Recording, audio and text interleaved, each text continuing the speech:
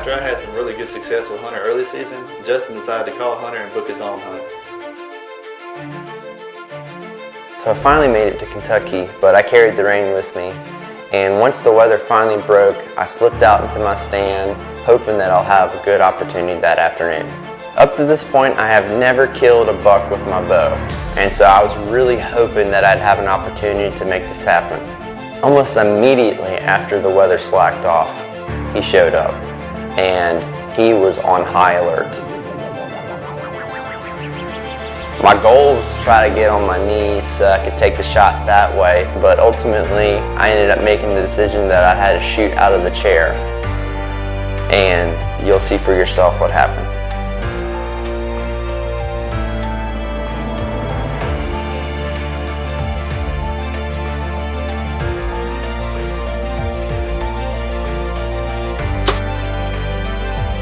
I really don't know what happened other than I choked and maybe my nerves got to me more than I realized.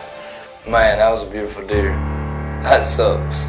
I hate it for you. Better yet, I'd hate to be you right now.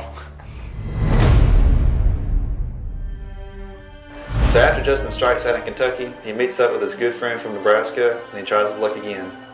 So I finally made it to Nebraska to hunt with my good buddy Cody James, hoping that I could redeem myself from earlier in Kentucky.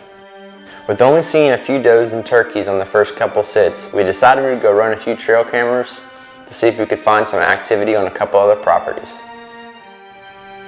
So we go run and check a few trail cams, and there's a pattern of a buck. And I go back to grab my camera equipment to get set up, and it's not even in the truck. It's an hour away back at camp. So ultimately we decided just to go ahead and make the hunt anyways, and sure enough this buck showed up just like we thought, and I made a good shot on him, and we decided to let him lay overnight so I could do a recovery with him the next morning. Well, finally got it done. It's been a long time coming. Been really wanting to shoot a buck with my bow for the past 2 or 3 years now, and Cody put me on this deer and got it done. It was a last minute thing, and we just decided to hurry up and just make an afternoon sit.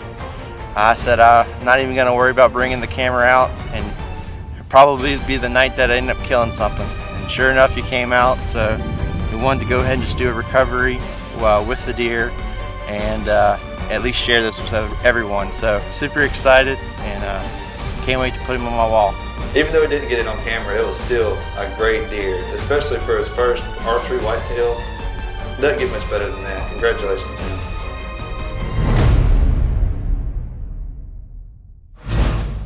So Hood has actually never filmed me. Of all the years we've been together, he has never filmed me personally.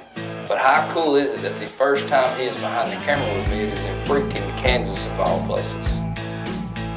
So it's about mid-afternoon and we look and we got some does coming in, and right behind them is a beautiful 8-point. And me and Hood look at each other and go, this is about to freaking happen. I mean, literally a pit stop in Kansas, you're behind the camera, I'm on the bow hood, and we're about to pull this off.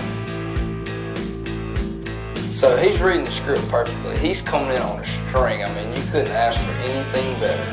He comes in with the does, Hood's got him in frame, I draw, we release the arrow, and the celebration starts.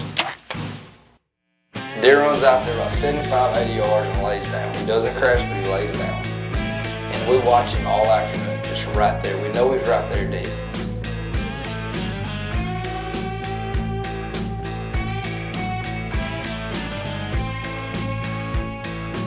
So as we're celebrating and watching this deer out there in the field, we rewind the camera and look and realize that actually his leg was just a touch back when I shot.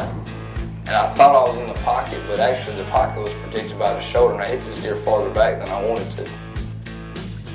You know, so after that, we let this deer lay for 3 or 4 hours. We agreed to, we tracked the blood trail, and we tracked it all the way to the riverbank, and that's where all the blood was. It was really sad and devastating because I thought I'd made a great shot on this animal. To realize that my shot was farther back and we couldn't find him was just pure devastation to me. At the end of the day, I mean, you hate to see it, but hunting's hunting. I mean, nothing you can do about it. So after the disappointment of looking all night, you know, we call it a night, the next one we looked some more.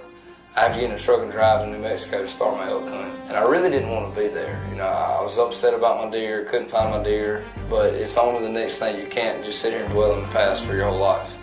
I'm just sitting there that night thinking about, you know, why dwell in the past? Let's get on into the future and enjoy this opportunity that God has given us. While I was trying to hunt my own elk, Matthew was hunting the high country, and he was finally able to redeem himself after his Kansas trip. Oh, well, we got it done. 10,000 feet above sea level right now. I'd say we walked a good 3 miles up this mountain. Spotted them from about 4 and puts a hammer down. Stalked up on them, they was on bed, jumped up, took a hard quartering away, shot about 200 yards and let it eat. Even though you didn't get it done in Kansas, I mean, you still redeemed yourself in New Mexico. That was a great elk, great hunt. I hate I wasn't there. You know, this episode right here to me touches home because, I mean, it shows us the opportunities that we have as hunters and what we have the privilege of doing with our show.